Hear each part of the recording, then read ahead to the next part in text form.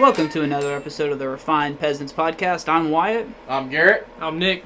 Alright, let's get after it. Hey, and welcome to Refined Peasants. Today we are going to be answering the question, is America headed toward a totalitarian dictatorship? And why, yes, it is, and you should be very afraid. So what do you guys think? No, right off the bat. No, we're not. So you don't think we're headed that way? No. What? I mean, it's certainly possible. I mean, do you see any... We're going to go over the different signs and stuff of... so if you don't know what a totalitarian is, you need to think like Hitler, Stalin, Lenin, Mussolini, monarchs of like... So monarchs are totalitarian. If any, it's a single person whose rule is law. They can do whatever they want to whoever they want and run the country however they see fit. Right? I think that's a good... Would you say single party, just for the modern era? Yes. You know what I mean? It'd have to be a single party, otherwise it'd be an oligarchy. Right. So I would say the reason party is just because, I mean, Russia, even after Stalin, it was still pretty totalitarian. You know what I mean? Yeah. And like North Korea, like it can be more, you know what I mean? But, China. But I think your definition is pretty... It's a dictator. Just think dictatorships. Yeah. Well, it's a little bit more than that. It's Yeah. like controls every aspect of your life. That's information. That's your food. That's your job. North Korea. That's Yeah. your North Korea is perfect really, example of them. And dictator, and that kind of works in a synonym with totalitarian, which is good because I'm going to need a synonym because I struggle saying totalitarianism 3 times fast. right? But so we're going to go over just the few signs. So if you look throughout history, you can kind of see the signs of all the similarities of these totalitarian regimes. Now, so you have the fascists, you have Mussolini and Hitler, and then you have the communists, and then you have North Korea, which I guess they're communist, right? Yeah. They're communist. Yeah. And it all gets a little convoluted because once you get to totalitarian, there's really not a hell of a lot of difference. It's all the same. Yeah, it's kind of all the same. So, I guess, the first thing we're going to start off with, one of the first signs that you're, at least historically, you were headed towards totalitarianism is, what's the word I'm looking for here? Like political dissent, where you're unhappy with the way your government's running. Right? So, the communists that were taking over Europe in like the 1920s and the 1930s, they started taking over because so many people were unhappy with the way politics was running, Right. in Europe at the time. And I mean that's hard to say. I think we would all agree that political dissent's pretty stock and standard now. Like no matter what side you're on, you're pretty unhappy with whatever's going on politically. At least in the democratic world. Yeah. Yeah. You know what I mean?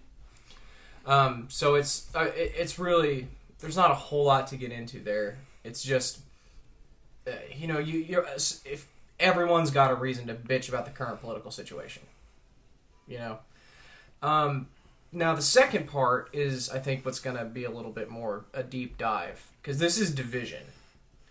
So these totalitarians in the beginning stages they always rely on dividing the populace. Now, so the communists, Marxists, they divide by class. Okay, there's the proletariat and the petty bourgeoisie, and then the actual bourgeoisie. They divide you by class. No. That's the quarrel that they have. Right, but so hang on, because fascists divide you by race, and then you get a division where. What's the word? What's what I'm trying to say? These divisions, each side starts blaming the other for its problems. So the bourgeoisie in communism doesn't really blame anyone for their problems. Well, actually that's not true because they'd be like, if y'all would just work harder, I would make more money. But you start getting this blame game where like, okay, so I'm upset because politics isn't going the way I want it, and it's your fault, or it's your fault, and I think that's also really hard. Like we clearly see that in America now. It's just a hodgepodge of what we're divided over at that point. So we're obviously divided over political party. We're obviously getting more and more racially divided. We're getting class divided. Like we're divided 15 different ways. Now, what if I told you that's never changed? It's always been that way. I don't think it's always been that way. Historically, yeah. I don't think so. You don't think America, like specifically America, you think that's where we're heading?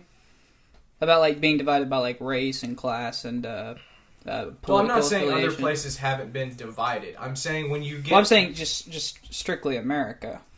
Strictly America? I don't think... Well, so we Especially- obviously have segregation and civil rights that were Right. pretty divided by race.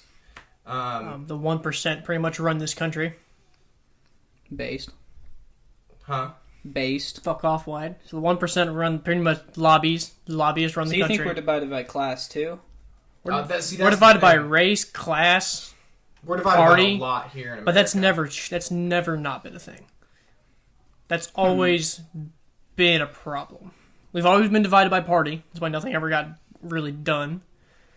Well, see, that's not true because a lot got done politically before the modern. So age. I Before the would 90s, have to really. agree with Garrett on the strictly the political point. Not Just 'cause really, I no. think I- there's always been partisan issues. That's just true in a democracy. But I think there used to be it wasn't as like umbrella as No. it is right now. Do you know how many You know what I times we tried civil rights after the Civil War and nothing ever got done? How many presidents tried? Tons. Never got done.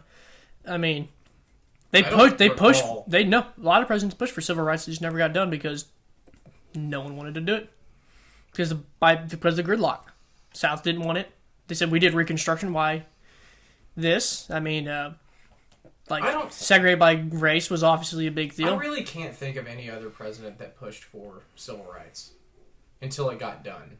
Well, Eisenhower did at first, and it didn't get done in like the 50s. He got a little bit done, so like, but he got done through like either like the Supreme Court, I'm saying, like Brown versus Board came out. I'm saying they tried. And then They tried he owed the before. military. He couldn't get that through Congress. But I just can't think off the top of my head. So just saying, before like, then. I don't know that you're wrong. I'm just saying I can't think of anybody until it actually got passed. So they tried, and it just never worked. Well, that's we've probably always why we've never heard we've of it, always but- we've always been divided by race, even now. I mean, so it's hard to argue that division doesn't always exist, no We've matter what we've been society divided you're by in. religion. Yeah, I agree. I know. I Religion, a agree with big one. That's why we hated the Irish mostly, See, because but everyone hated Catholics. But Garrett's not saying that division has never existed. Yeah, I'm saying the division is worse now. I'm saying it stayed the same. Like, so... Really? Yeah. I don't think so. I didn't live through the 50s. I lived in the 90s. But when I was growing up, I don't remember it being okay to beat up people who didn't have your political opinions. Like, socially. And I get that probably the majority of America would be like, no, it's not okay to beat up someone just because they're a Democrat. But, like, we saw Nick and y'all saw the video of the guy saying that guy's a Trump supporter, and then they get shot. Yeah, and so what I think is there's isolated nut jobs out there who have such an ego trip thinking they could do better, and You just think their that way is right. They get blown out of proportion on the I'm social just media saying, stuff. politicians used to duel each other on the White House lawn over bills and laws. So this has not really changed. You're bringing up like one occurrence ever. I mean, Andrew Jackson did it a lot. Who did Andrew Jackson duel on the White House lawn? Up to 200 people. Holy shit! Up to 200 people.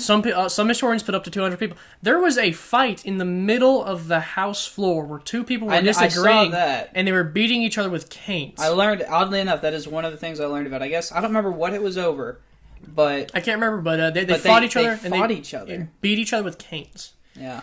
I think I've seen that. Okay, so again, like, why my point isn't that political division doesn't always exist. I'm saying it feels like so. What you're bringing up is two people in the House who are debating these topics, right? Or a president taking people out, that's baffling. I can't imagine. Well, now, if anyone was going to do it, it'd be Jackson. Now, But- to Jackson's credit, or though, Jefferson, he was a I guess. really good duelist, and that's just how you did things back then. And I hate that excuse. Yeah. he was just really good at it. I But mean, anyway, I think Garrett was going somewhere with the whole Yeah, he'd go- totalitarian point. So let's just agree. I didn't- We can all agree that it's bad right now, right? The divisions. Yeah. so y'all think it's worse than it's used to be? I think it stayed the same. It's But always it's, been but it's here. still bad. Yeah, you it's would still say. bad. Okay. Okay. Well, then let's. So regardless whether or not it's worse now, it's still It's bad. still yeah. Okay. Well, and so, like I said, with the division is used as a weapon because Hitler named the Jews as their enemy, right? Mussolini really didn't name he wasn't anti-Semite from most of his own writings.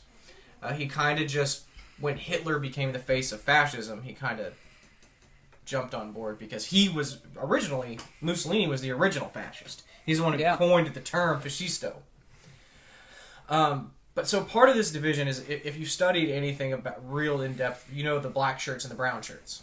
Mm-hmm. I can't remember which one had which, but black was Mussolini, brown was Hitler. Well, so these were gangs of supporters that would basically go through and mostly beat communists, because they would just beat communists in the street, counter protests, stuff like that, and really violent stuff. And, I can't help but see the similarities between them and Black Lives Matter. The KKK. I mean, the KKK, too. I mean, that's the real one, especially I'm after saying, modern, right now. This is are we headed there now? So, I mean, I would agree with you that the KKK is actually pretty similar to the brown shirts, because it's still racially based, even though it was the Jews, but... well, the KKK hates Jews as well. Yeah, that's what I'm saying. Yeah. I would agree with you that the KKK was similar to the black and brown shirts, but BLM got a lot of support from the Democrat Party. A lot. It's kind of hard not to see. They've named, and you see it getting worse and worse. So right now, people who don't wear masks are the enemy. People who don't get vaccinated are the enemy. People who voted for Donald Trump are the enemy. The other side of the aisle keeps getting named as the source of everyone's problems. And white people are the source of systemic racism, and therefore the problems of all colored people in America. And you see this as only a left issue. No, not necessarily. So the Republicans point to people on the left and say that you guys are the problem too. Yeah. Which is just it's the same thing. So it doesn't matter. I'm more experienced with the left calling me a bunch of names, because I don't call a bunch of people names. But the right for sure does a lot of finger pointing too. But it doesn't really matter, because the point is division. The point is you're playing the blame game, and so right now we have, just for the first two factors, we have people on both sides frustrated that the political system's going nowhere. Now we have division, where you're both pointing at each other saying, that Spider-Man meme where it's all 5 Spider-Man standing in a circle? It's, Same and thing. that's what it is. It's saying, both people are the problem, but you've got it in your head that it's the other person. That's the problem, right. Whatever. And the real problem is just getting ignored. The real problem is that you guys are hating each other for a difference of opinion, which doesn't warrant hatred. And that's what the totalitarians use this division to basically as an excuse for their own usurpation of power. So Hitler comes in and says, see what these communists are doing, even though his brown shirts are in there starting it. See what these communists are doing. They're burning buildings down. They're doing this. They're doing that. We can't let communists take over.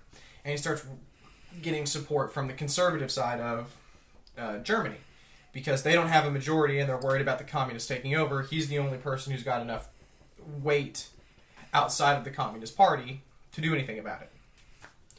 Mussolini was kind of different, because the fascists and the communists, they did fight a lot, but Mussolini didn't have to convince a parliament. He went to the king and said, it's either give me your power or die. Mm-hmm. But that we'll get into that here a little bit later. So we can agree, we've been over the first two things. Do you guys have any other input? So, a characteristic of totalitarianship to me would be the citizens willingly give away their freedom for security.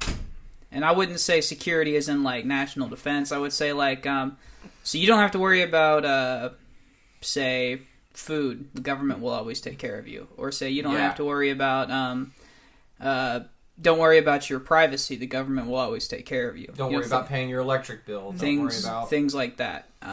That to me. So giving up all of their rights. As a matter of fact, especially in North Korea, it's you are now property of the state. Yeah, you don't even get to pick who you marry. But we like our property as North Korea. This is their argument, saying that we like our property, so we won't misuse you. And it's that final surrender, and that is So I was actually going to get on this, but that's a good segue into it. is so now you've got people who are disgruntled with the political system, people who are divided blaming each other for it, and now you have people surrendering authority. So it starts with different. So in the U.S. specifically, it would start with the citizens. So Bush's Patriot Act, we surrendered our right to privacy. You know, they can tap your phones, they can arrest you without cause as long as it's terrorism. They can, we gave up significant portions of our rights. I don't know if the citizens did. Yeah, I don't know if the citizens gave that one up. So who would you say did it? Congress? Bush Probably, and yeah. You got to pass. So no one stood up for it. I guess maybe that's probably a better way to put it. No one will. So the greatest example is during. No, we were all okay with it. Like, I mean, after 9/11, America. I mean, I wasn't barely a 2-year-old thinker, but I mean, America was ready to do whatever it took to get revenge on whoever did this. Yeah. And they were willing to give up rights because of that. Mm-hmm. Which is bad. Never let an emergency go to waste. And the Supreme Court let them, even though they pretty well admitted in their opinion that yes, this is not normally acceptable. But given the precedent of national security, we understand that the president has certain flexibilities. So we will allow this. Blah, blah, blah. Bullshit. Blah, blah, blah, blah, blah. They didn't outright say it was unconstitutional. But they did say under normal circumstances, they probably would shoot this down. And you would all agree that, looking in hindsight, the Patriot Act was probably unconstitutional. It still is. Regardless of whether or not it's constitutional, it's full of shit. Yeah. To me. But, like, I don't care if the Constitution even allowed for that. I don't care. Like, no. I'm against it either way. And that's fine. That's a solid. So, yeah. We have the Patriot Act, where we have people, and like I said, it's no one's standing up to it. So the Supreme Court's whole job in this country is to stand up and rule things unconstitutional or not, saying you can't do this based on what the Constitution says. If you listen to our earlier podcast, I have a bunch of gripes about how they haven't been fucking doing that. Like, at all. You know what I'm saying? Mm-hmm. So what, after that, what was the next big surrender? Because the Patriot Act would have been the TSA, right? Mm-hmm. No, Homeland Security. Well, I know for sure it was the Department of Homeland Security. I cannot say about NSA, I think you mean. No, the TSA. Oh, you did mean the TSA. Okay. Yeah. Well, then yes, it was them. Because apparently you used to be able to just get on a fucking plane. Yeah, it's kind of crazy for us to think about, right? Yeah, Like, and you don't have to be there 2 hours early before your flight. Like, no, it was. You can basically show up. Like, buy a ticket there, no ID. No, you can just walk on a plane, but... yeah, that all changed. I'm not mad at the TSA. Apparently they do their job pretty well, stopping people. I mean, I think it's good that we have planes secure. The question is going to be, how much freedom do you give up for safety? Yeah, it's a balance. It's always been the name of the game. Yeah. So during the Red Scare, Americans, it was legal to call your neighbor a communist and have them thrown in jail or worse in the name of national security. Yeah. Whether it was true or not. And it's more of a Salem witch trial was they held you in solitary confinement until you did a false confession, and then they held you in more solitary confinement until you named more people. And it does sound like Salem witch trial. It was like verbatim. Like it was just it was a modern witch trial, and everyone's just like, I mean, you could be pulled from just no knock warrants. They bust in your house, take you to jail, and you'd be confused and like, well, turns out the government, you actually don't have rights. Period. The only reason you have pretend rights is because we have certain norms in the government. So that's the thing. The Constitution can't defend itself.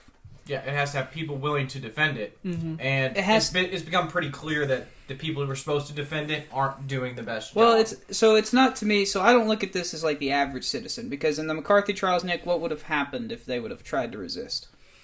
If you most likely try to resist and say you weren't a communist, I mean like with gunfire. I mean like not go to jail. Oh, you get a Waco. You would get you would basically die. And then that would just confirm to them their suspicion that you were a communist. Exactly. So to me, it's not. It falls less on the average citizen. It falls on the people in power to follow the norms and the laws that we have, and which is kind of where the problem lies, because you're at your begrudge. What's the famous quote? Like, we're going to empower a set group of people and then oblige them to. God, what's the word?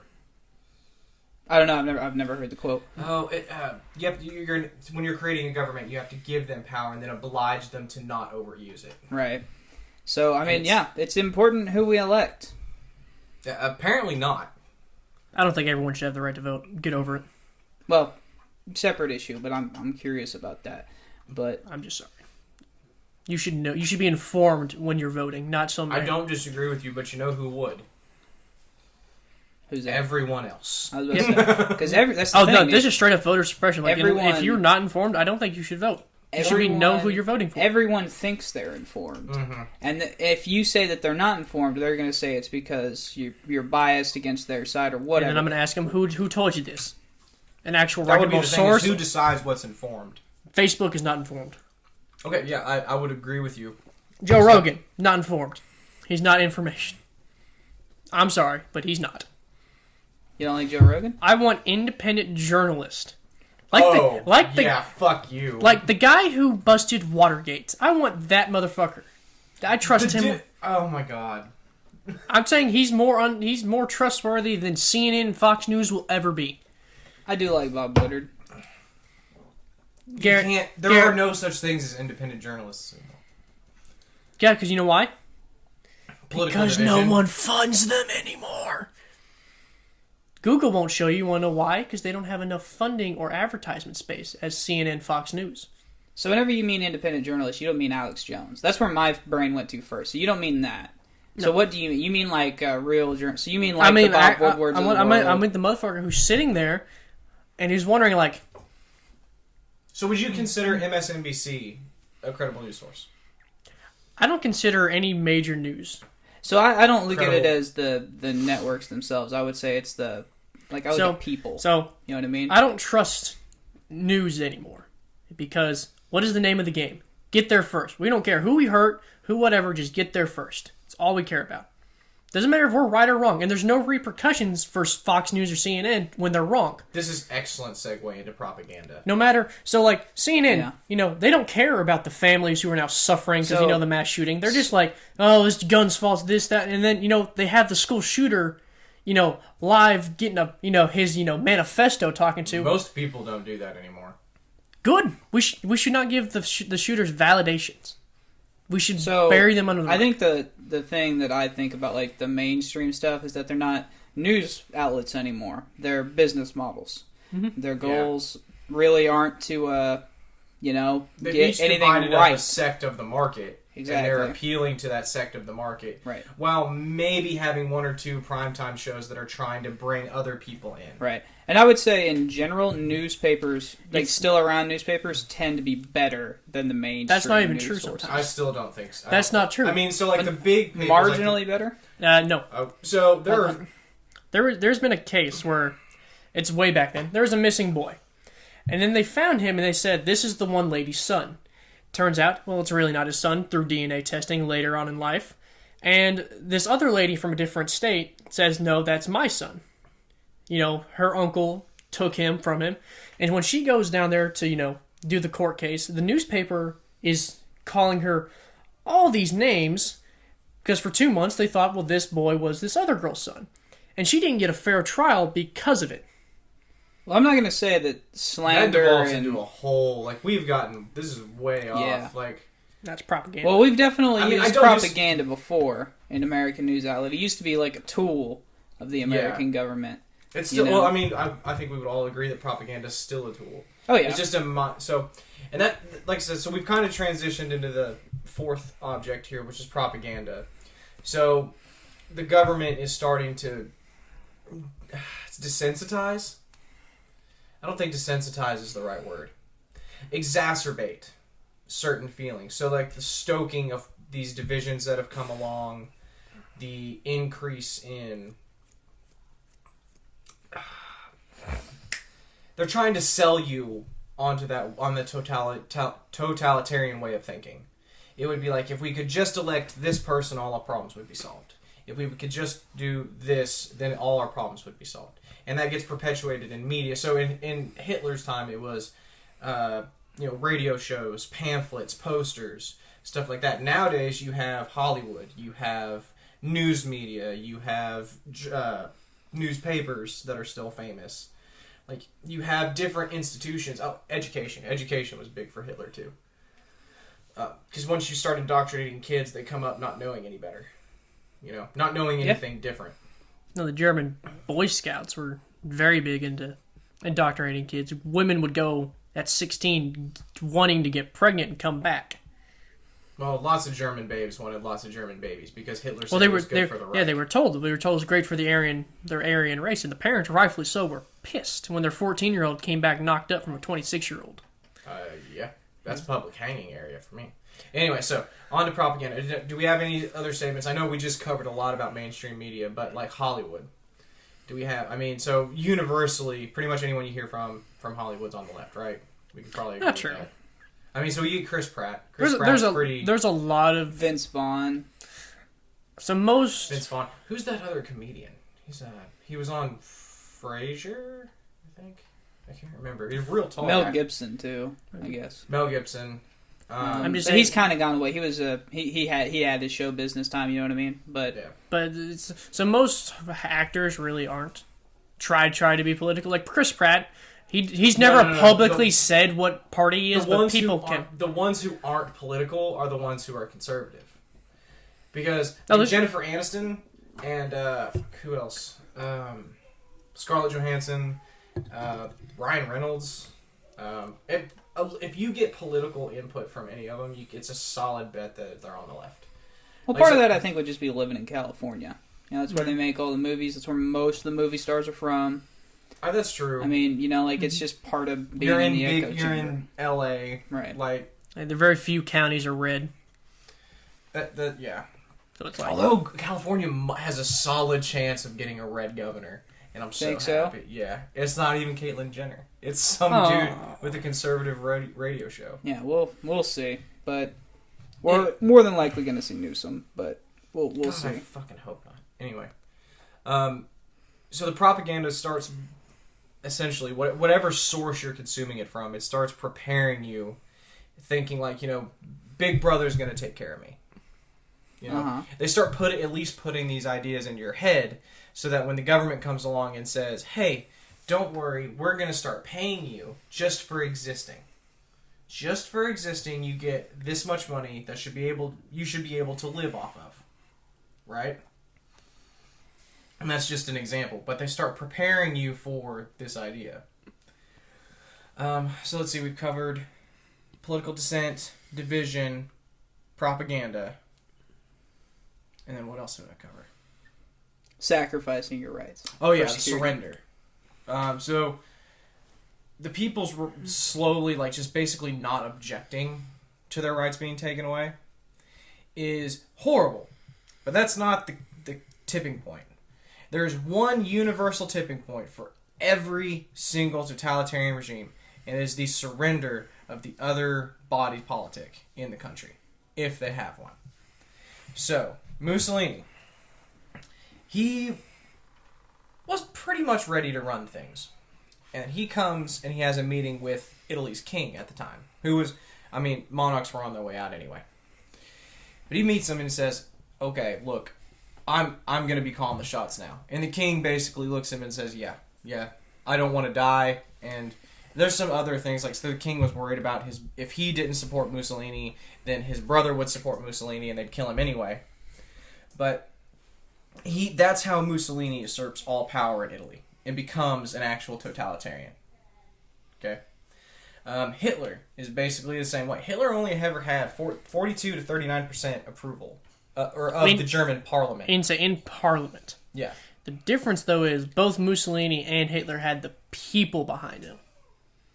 I don't think so. If you only have 42 to 39% of parliament, you only have 39 to 42% of the population. That's still a majority of the country, right? But the problem... No, 42%. But if it's a multi-party system... That's the biggest piece of the pie. Yeah, he had the biggest chunk. By a wide margin, right? So I don't think by a wide margin. Because communism was pretty much the only party on the left side. So of the it's aisle. kind of like how in World War II, like parties. everyone loved FDR, even though some Republicans didn't. But all the people themselves loved FDR. I don't think all the Germans, because communists hate fascists and fascists hate communists. See, the thing about Hitler was, if you asked anyone at that time, he said that he was a great public speaker and he knew what to say to get you on board with him. Well, that's because he would just tell you what he wanted, or tell you what he thought you wanted to hear. Well, he'd tell you basically like, these are the problems, and you'd be like, yeah, those are the problems. He would convince you pretty easily. And eventually the people were like, yeah, you know what, why shouldn't Hitler be... Why shouldn't we kill 6 million Jews? Well, they're like, hey, because the people were like, why can't Hitler be the new Kaiser? Fuck Wilhelm. I mean, we want him. And they realized, if we don't give them what they want, at least somewhat, there's gonna be a coup. So they gave him a shitty job, and then he started climbing up the ranks because more people wanted him, and eventually he's now the Kaiser of Kaisers. I think what Garrett was getting at. So, do we all know who the first victims of the Holocaust were? It's other political party. It would not be exactly. It would not. You would not be unreasonable to say Jews, but that's not what these camps were first made for. Political dissenters.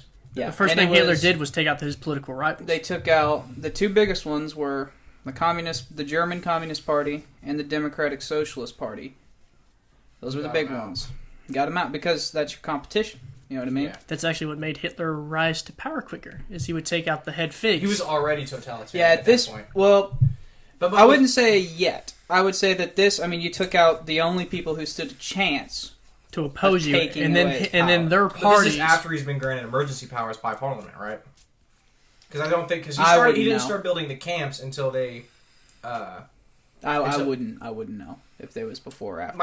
I knew it wouldn't matter. I do know why it is true. He did take care of the political figureheads, and eventually the party realized Hitler's got too much power, and we can't do anything reasonable to stop him. But if we try, we're gonna end up like Klaus hop there. on my train. We're gonna end up like Hans over there. So we might as well just get on board. He did also start axing. There was actually a period of cleanup for his own SS group before he took power, but that's kind of besides the point. Yeah. My main point that I was getting at was Hitler got the German Parliament to surrender him emergency powers, and then that's how he becomes a totalitarian. So in the U.S., what would have to happen is we would assume that Congress would surrender legislative powers to the president, and the Supreme Court would surrender interpretation powers to the president. And what's scary about that is we kind of already have a little bit of that from the legislature, given executive orders, right? Yeah, kind of. And then we also kind of have that from the Supreme Court, because they're not knocking things down that like the Patriot Act, we can all agree is probably unconstitutional, or at least wrong. It violates the spirit of the Constitution at the very least, if not the letter. Right. Okay. They didn't strike that down. Biden's new eviction moratorium. They're not going to have, I guess, apparently time to strike that down. Like, there are things being done that it just keeps giving, and, honestly, the surrender of power to the executive has been going on for a long time, and it happens in both sides. Because what happens is, right now, you've got a Democrat in office. So the Democrats, 50% of the country, is looking at it as like, you know what, I like that guy and I like what he's doing, so I'm going to let it slide this time. There are very few people in the country who are going to look at an executive order from a president they voted for and say, that's a bad idea. Mm-hmm. And even of those people, they're not going to look at everyone they don't like and say, that's a bad idea. Yeah. The problem is then the next guy gets in and you just look like a hypocrite for pointing out, like, okay, I hate what all he's doing. Mm-hmm.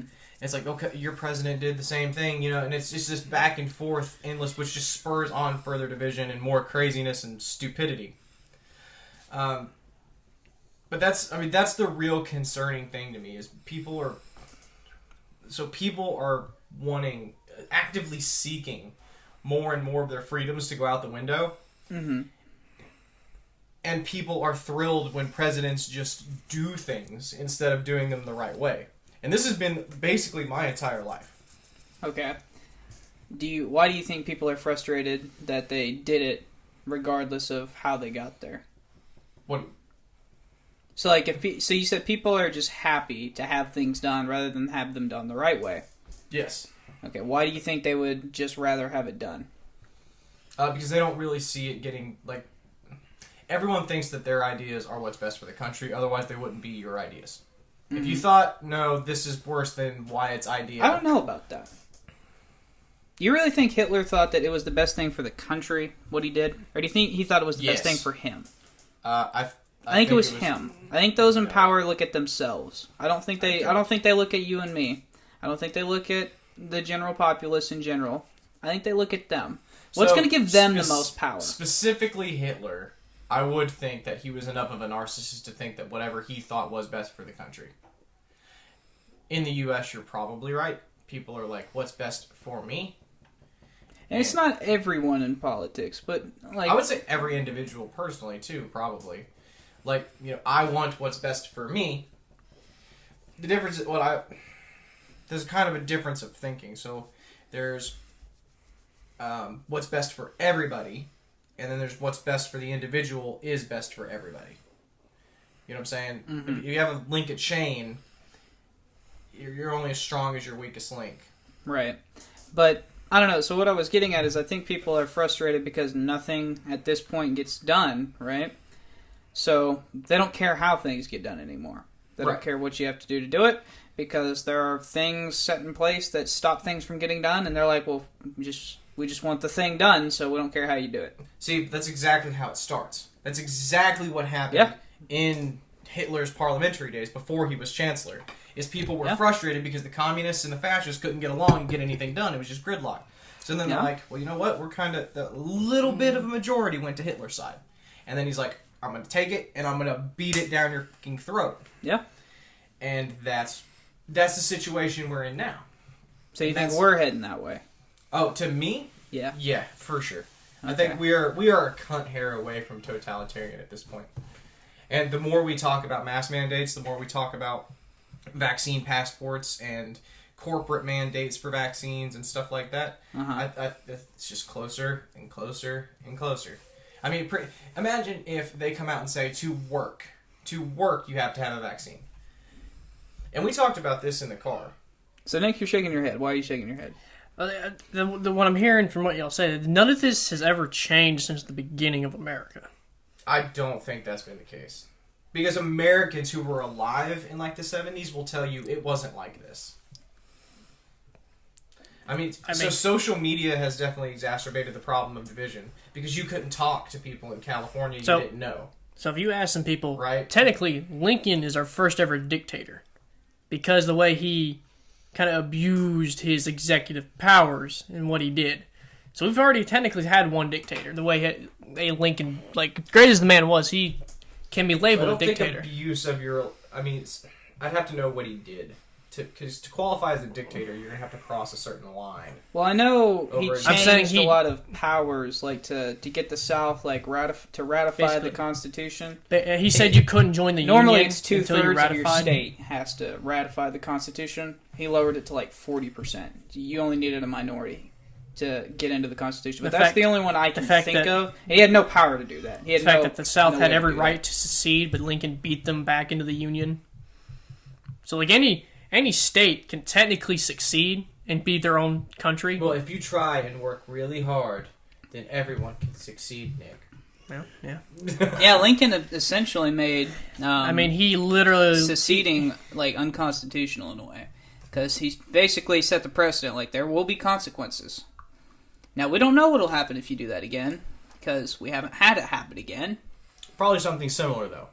Seattle tried. Probably occupation. Seattle tried, and the National Guard got sent in. No, they got sent to surround it. Starving them out is just as good as a bullet. Ask Gaza. I don't think so.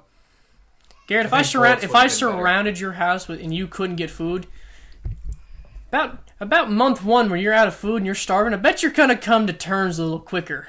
Especially if we're blaring K-pop in your fucking house. Well, you're blaring K-pop, I'm just going to shoot myself. Exactly. But you really think, like, this whole, like, COVID nonsense is getting us there? Yeah. Okay. So, to me, it's a slippery slope when you start handing government institutions more and more power. So my big thing is these mask mandates and these vaccine mandates and all this stuff. You're letting the government oppress your freedoms for your own health. And if you can't see it, we don't have video, but I'm doing big air quotes here. So we had the conversation in the car, like, what if the government, so after you give them all this power, what if the government decides that's too much red meat in your diet? Okay? That's bad for your cholesterol, it's bad for your heart. So you can only have this much red meat per week, period. How many people would be upset about that? A fucking shit ton of people. You can't tell me what to eat. I don't care if it's for my own health. Except certain counties have no trans fats. Okay, but that's not federal down. And also, I would like to know how enforced that is. Like, is it enforced pretty enforced. I think you're full. Like, it's illegal. Okay, so is jaywalking, but no one gets tickets for jaywalking. You ever watch that American Dad episode where, like, he's got, like, okay, it's kind of like that. In a cartoon universe, there were... I don't think so. It's like dry counting. You can like, think you all can't you buy think alcohol in the you county can think without all alcohol. you want. Those are pretty enforced. You can think At all least you in Alaska. want. You think all you Well, want. that's a little different because the native tribes. What, they don't have the freedom of choice? Well, actually, no. In Alaska and in some Native American communities, you can't sell them alcohol. It's illegal. Okay. So they don't get freedom of choice. Well, no, they should. I'm not advocating for that law. I'm saying... See, right, here's the I thing, mean, we're talking about examples of it. I mean, it's like, why can't you smoke in every restaurant nowadays? It's because cigarette companies used to lie and say, can't smoke. So then why would you be okay with the government telling you can't eat all that red meat? No. No. Yeah, the answer is no one's going to be fucking okay with so that. So the only difference between this, Garrett, and my example is your smoking doesn't just affect you. It affects everyone in that restaurant. Okay, so it's not contagious then. So then why didn't we have mask mandates before COVID?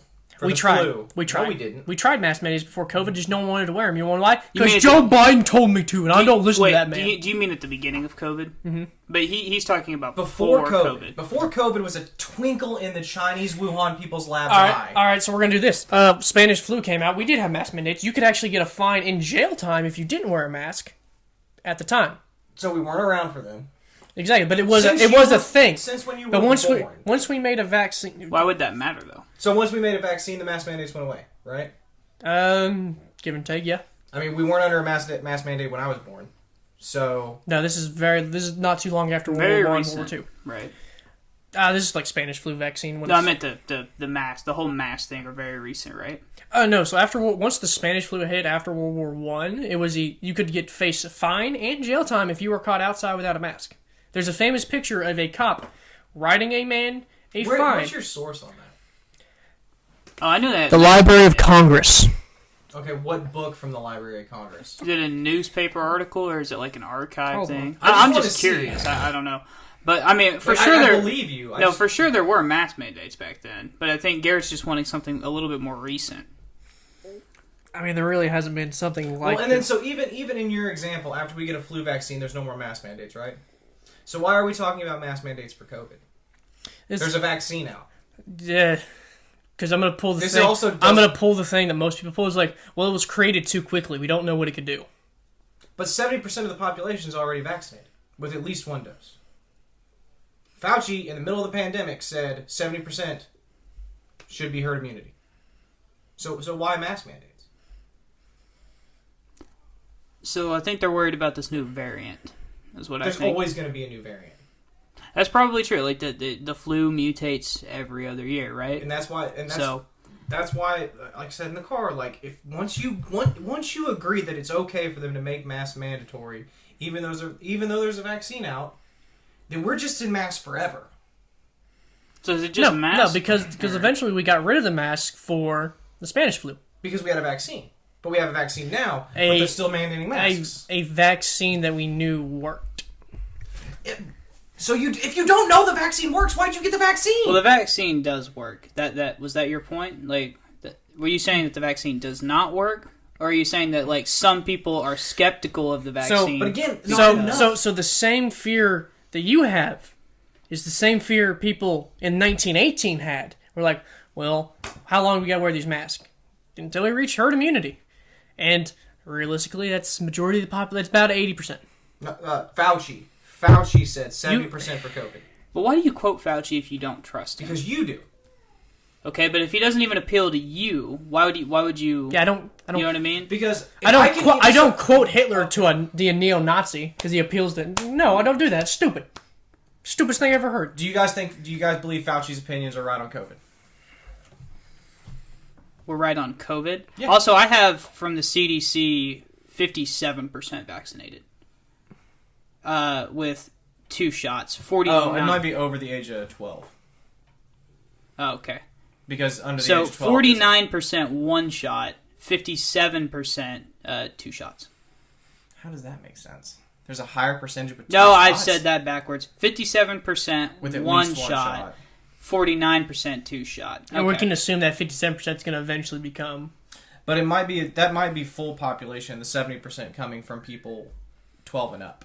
I guess that could be true. Nick, what were we talking about? Mask mandates. Well, I know we were talking about mask mandates. So they're never going to push for this is going to last forever.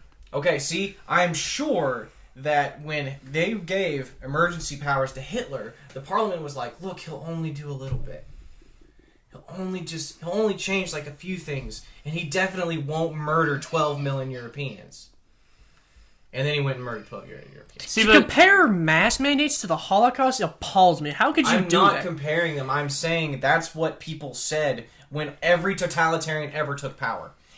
Don't worry, they're not going to change things a whole lot. See, the beautiful thing about our government is it protects against those totalitarians. Does it? Because they've already surrendered legislative power to the president to at least some extent. With what? I'm generally... Except a stake until you go fuck your executive orders. I'm going to generally agree with Garrett. The rules in place in the Constitution actually don't protect us from anything.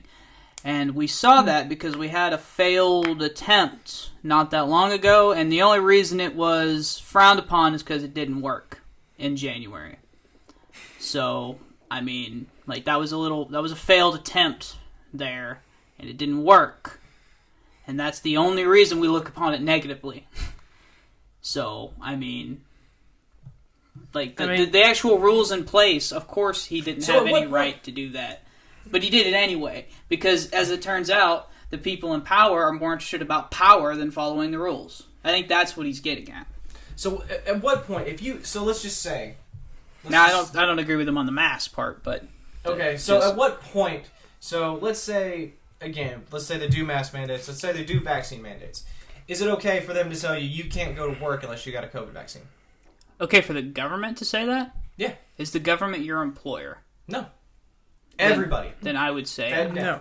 I would say probably They can do it federally. They can not do it for the in the system we have now, no. Okay, so if they were to do that, that's totalitarian. Or that's at least authoritarian. That's at least authoritarian. More authoritarian. And so again, we define totalitarianism as under the rule of one person. So I would say authoritarian would be just any overreach of your power. Yeah, or abuse, which is, I guess, abuse is a finer line. What's the difference between that and the vaccine mandates? You can't go to work if you don't wear a mask. What do you mean? What if they come out and they do a federal mask mandate and says you cannot go to work for anyone if you don't wear a mask? What's the difference between that and the vaccine mandate? I would say it's got nothing to do with your employer.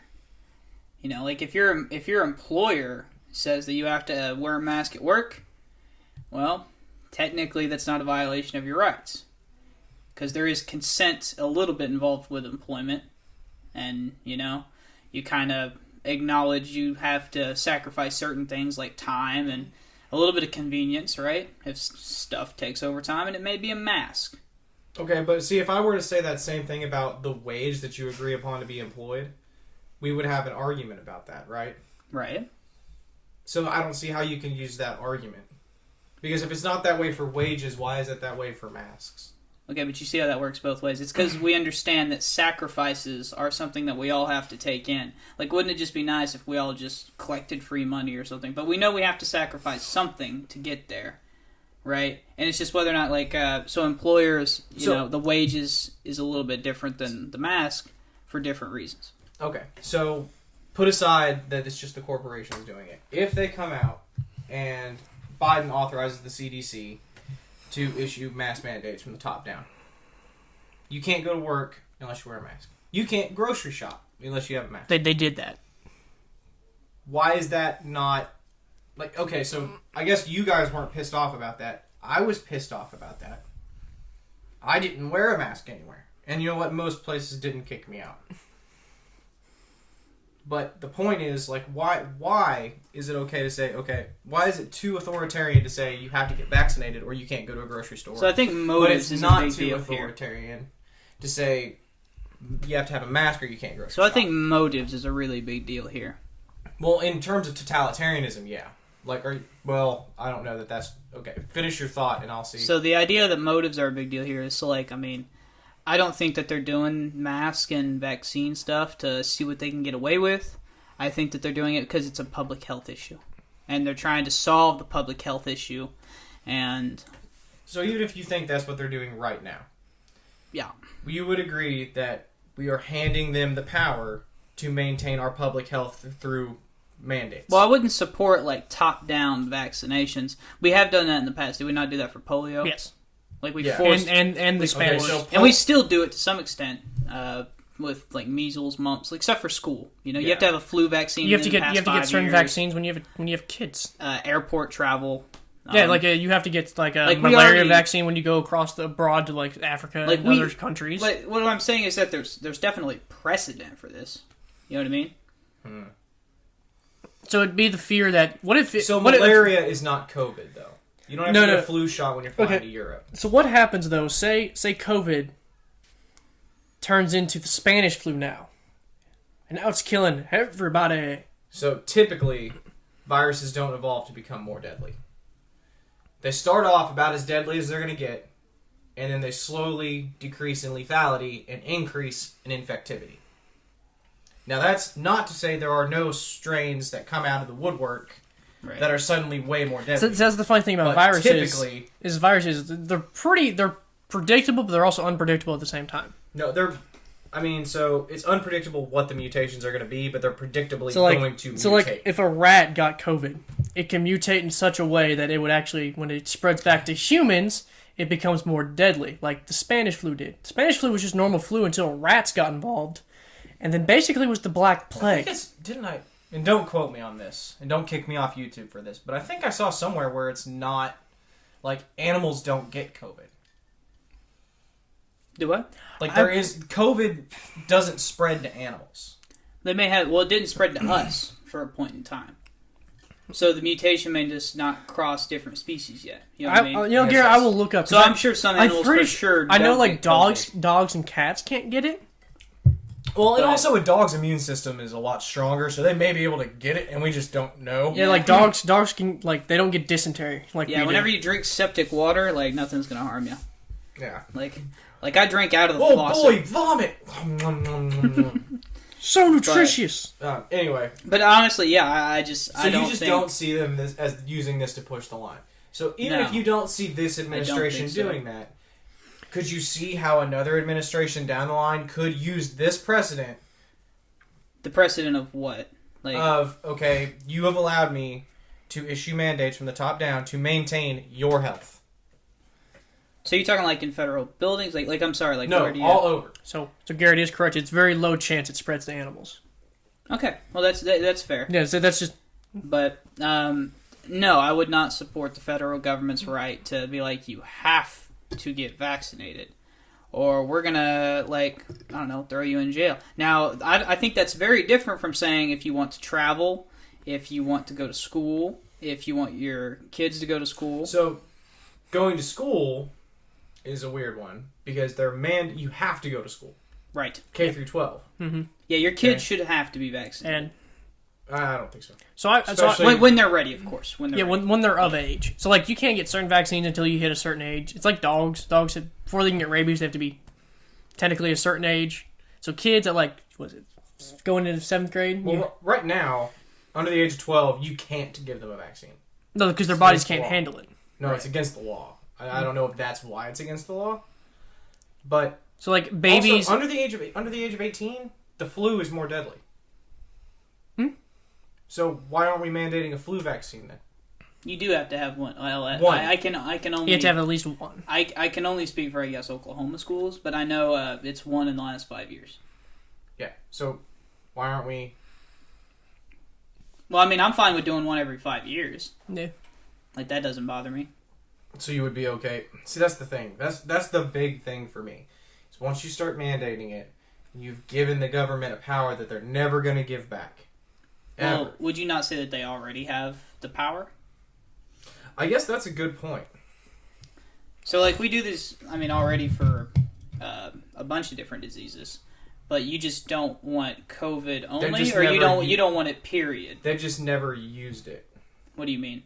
So I'm fine with getting polio vaccines. Like, my daughter's gotten all the vaccines. All the vaccines she can get at her age. Mm-hmm. Okay? I will not get a COVID vaccine. I've talked to my wife. She doesn't want a COVID vaccine. And we're definitely not getting our daughter a COVID vaccine. If I have to stay home and homeschool, I will. Oh, God. He's going to be like the Texas Bill.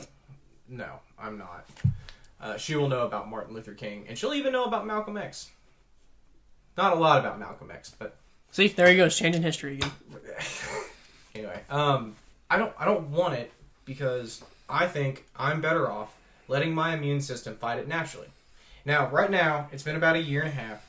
There's a bunch of different studies that you know, some say, a lot of coming out of America are saying that the vaccines are better for fighting the virus than natural immunity.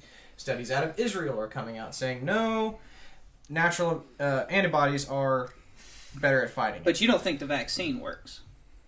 Oh, I'm sure it does.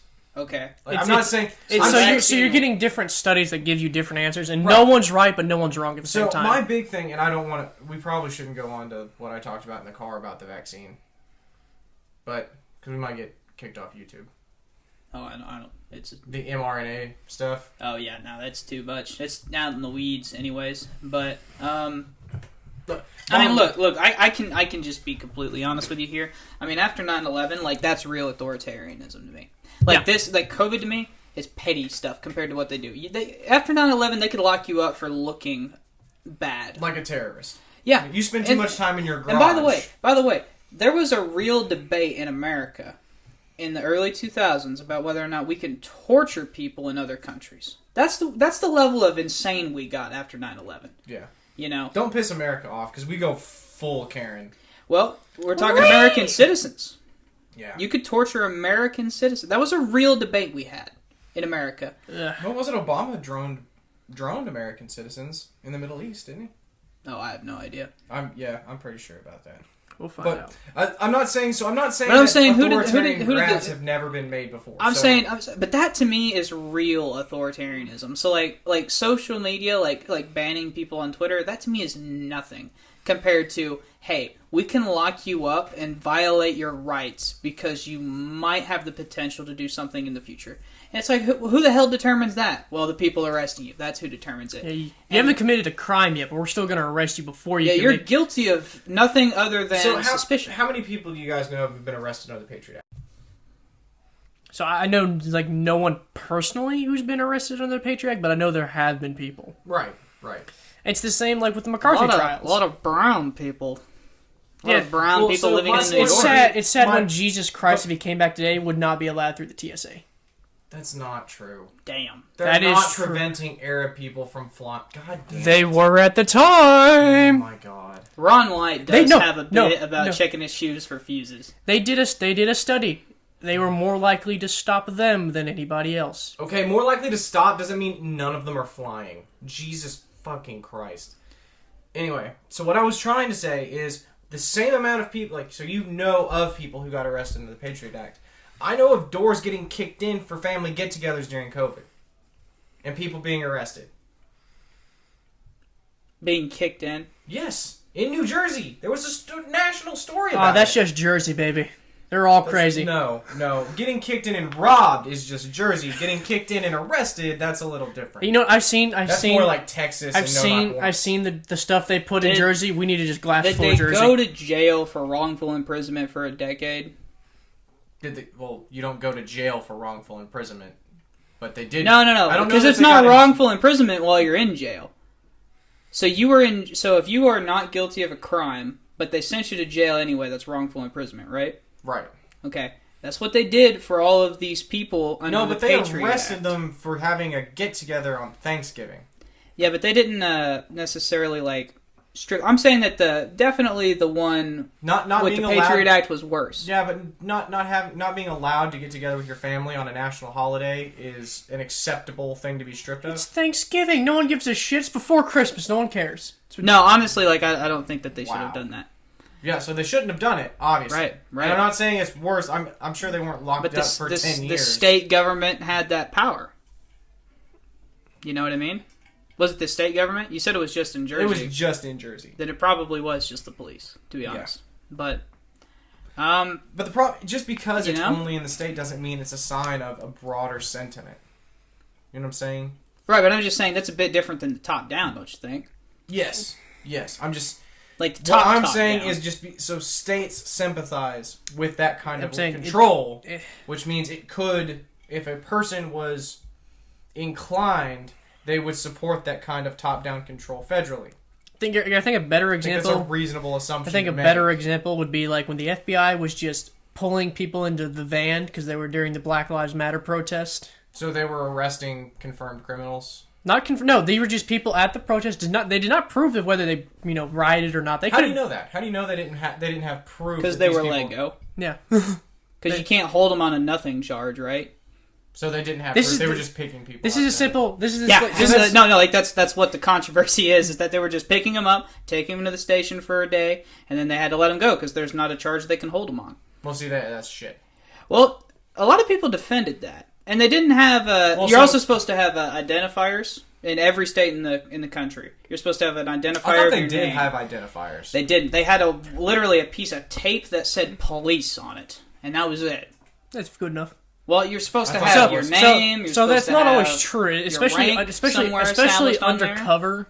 Undercover agents do not. Agents I wouldn't say that they were for everyday citizens that were watching it. They legit thought that they were watching a kidnapping. I don't. There's like big yellow letters of police. No. You could easily, like in a frenzy, like in a crowd, like easily miss the label. Yeah. It's not like a They were basically wearing like normal people clothes and then sticker. Yeah, it's not like they were like remember in gear, elementary where like the cops or like the fire department would come and they give you maybe I'm thinking of a different image in my head because I am imagining people in riot gear. Oh, for sure that happened too. Oh yeah, that happened. But these are like normal people. They just pull up next to a guy, open the van door, and like old school movie kid, like bag over head, throw in the door. Yeah, just handcuffed him and throw him in a van. Like they used rental cars. That's how non-police they were being. Huh. And maybe they were trying to get a couple of guys they thought were in charge of like the violence in the protest, and it maybe, but at the same time, like they just kidnap people for a day. Well, so a cop can take. Yeah, that's bad. Like, that's real authority. So a cop doesn't have to tell you... But kicking in someone's door and arresting them for having a Thanksgiving gap. Like, that's the point. That's what I'm trying to say here. Yeah, but the FBI is a lot worse because that is top-down. I would say. That was a top-down thing. And whereas, like, yours is just state level, this is actually what you're saying is top-down. They told the FBI to do this. Which would have been Trump. Orange man bad. Yeah, I know. Well, it's not that he's never done anything good. I'm just saying, like, this is an example of something that well, Hitler also gave women the right to vote. Like, yeah, exactly. But, I mean, He's using the vote now. Fraulein. But, I mean, like a big one that you're going to get is, the right cares about, like, free speech on social media. And, like, I don't know that Twitter is in... I don't know that that's a big deal, kicking people off Twitter. Oh, I do. So, I understand that the government can't infringe on free speech, but one, I think the government has, by helping Facebook determine what qualifies as misinformation, the government has stuck its fingers into the pie. Mm-hmm. And now it is definitely, at least on Facebook, a free speech issue. Now, I don't know if Psaki confirmed they were working with Twitter, too, but if she did, then they have also stuck their fingers in that corporate pie. Mm-hmm. Which does, again, make this a free speech issue. If the government's going to be involved on what qualifies as misinformation or what qualifies as violent or whatever, I mean, then that's a free speech issue. But I really don't think that if Twitter decides that they don't want a certain type of speech allowed on their platform, then I really don't have a problem with it. And I don't think it's authoritarian. I think it's authoritarian because it's not being applied fairly. So, like, North Korea's political channel, the TV, like, they're allowed to have a YouTube channel. Mm-hmm. The lady I was just listening to on Joe Rogan, the one who escaped North Korea, she's not. Mm-hmm. Do you see how back fucking ass words that is? Right. Like, so when you start, like, in my personal opinion, you shouldn't censor anybody. Really? Yeah. I mean, I've been over this a couple times. Like, you can pretty not much even on social media? No. So, like, no. So why shouldn't platforms be able to... Because you now are the public square. And again, you have let the government stick their fingers into your pie. Giggity. I really don't think that I think the public square is the public square. You know what I mean? So, like, the town square is literally the town square? Yeah, so, like I didn't hear anybody complain whenever these protest laws came up about the free speech. I didn't hear a single person. What protest laws? There were a couple in Florida. Like, you now have to get a permit to protest in Florida. I bitched about that. I bitched about that when it happened in Oklahoma. It's been in Oklahoma for a while, but now they're enforcing it. Like, if you don't have a permit, they're gonna tell you to disperse. That's because of the teachers' unions protests at the Capitol. Because a bunch of employees, I guess, were having trouble parking. Sounds like you should give them the pay they want then. We can get into pay later. But I'm just saying, like, I really, like, I didn't hear no mainstream person complain about that. Nobody complained. And then, but when it comes to Twitter and about their 180 characters, that suddenly they care. Well, so your outreach is a lot bigger on Twitter. Okay. And why is your outreach bigger on Twitter? Because they have a whole bunch of people. Because Twitter, the app, has a lot of users. Yeah. So being on that app, I mean, I don't have a problem with being like, hey, look, in order to use our app and use the platform that we provide, there are a certain set of rules that apply. But those rules aren't applied fairly. According to?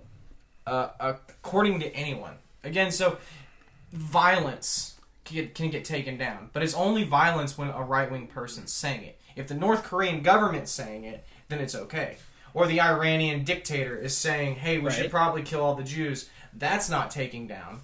But Trump tweets a few mean things and instigates, again, air quotes, January 6th. Then he gets taken down and kicked off every platform. So you don't think Trump should have been kicking off Twitter? No. Do you understand why they decided to do it? No. I mean, so from a business perspective, yeah, I guess. But I also don't give a fuck. Anyone should be able to say anything anywhere. Yeah, what, you can't say anything after Twitter kicks you off? No, I mean, like, you should be able to say anything online. Why can't you say anything online? Go to Reddit if you want that, you know what I mean? Them censoring speech on these public apps... Make your own Twitter. ...violates the spirit of free speech. I hate to use, like, sometimes people will say, like, well, if you don't like it, well, just move to a different country. Just pick up, move. As if it was that easy. Just make your own version of Twitter. But, you know, if I were to say, just make your own Twitter. Exactly. Because it's not that easy to just make your own Twitter, is it? We have figured that out. Believe me, Crowder would have done it. He's got the millionaire backing to do it. But he didn't do it. You want to know why? Because it's not as easy as we think. So... Well, so, like, when Amazon owns, like, I think it's like 75% of server space for corporations. Right. And then they can decide to just kick you off like they did to, what's the other social media website? There's tons. I don't know. It was for white supremacists. I didn't use it. No, Parler. It wasn't. It was Parler, but it wasn't for white supremacists. There was a lot on there. Oh, my God. See, this is another... This is part of the problem, is any competition to any of these other social media sites gets labeled as racist... or bigoted, or white supremacists. Well, there's a reason people don't use iFunny anymore, and it's because they just got taken over by freaking crazy people. I don't even know what iFunny is. Yeah, exactly. I mean, there's a reason people don't go to 4chan to post about stuff anymore, and it's because the people on there are nuts. Or, say, Reddit. Reddit's unregulated. Reddit is nuts. I like Reddit, though. Reddit is nuts. I bet you do. Well, Reddit's not white. At least the pages I'm on are white supremacist. But there's mostly stock market channels and there are pages dedicated to it. It's a forum page. I mean, that's like if you want that, I'd say go there. You know what I mean? But if you want like civilized, yeah. YouTube is kind of different just because it's not necessarily just a tweet. I think censorship violates, like even corporate censorship violates the spirit of the First Amendment. You can't say what you want though, anywhere. You can't just say what you want. Yes, you can. No, you can't. Nick, you're a fucker. Yeah, but you can't threaten to kill me. Pause the podcast. But checkmate, bitch ass. I mean, I can't threaten to kill you on the podcast. He is kind of right. And would you say that is an authoritarian thing? I think it's corporate. I think it's I guess an oligarchy can still be authoritarian. So yeah. Okay, but